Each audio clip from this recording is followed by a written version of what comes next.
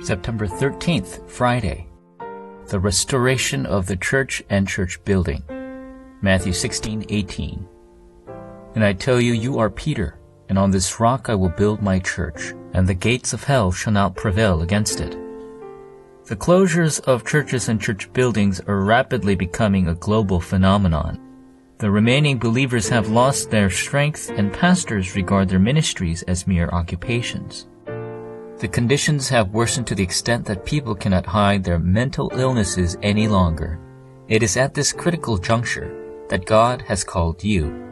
How can you restore the church and church buildings which are crumbling down? Number 1, discover the reason to stake your life. In your Christian walk of faith, you must discover the reason for staking your life.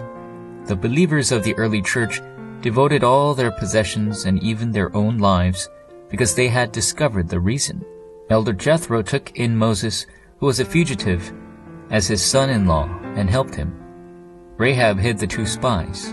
Obadiah hid 100 prophets whom the king had ordered to be killed. And the main figures of Babylon also discovered their reasons to stake their lives. Number 2, the restoration of the church. You must begin by restoring the church that is a model of heaven.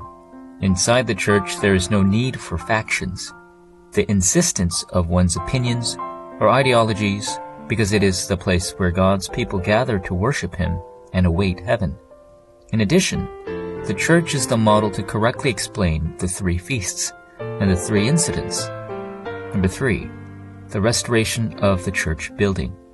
The church must be restored in order for the church building to be restored. A church building that possesses a masterpiece to explain the gospel, saves the 237 nations, and saves the remnant culture is urgently needed. These are the reasons why church officers must stake their lives. Prayer of the Evangelist.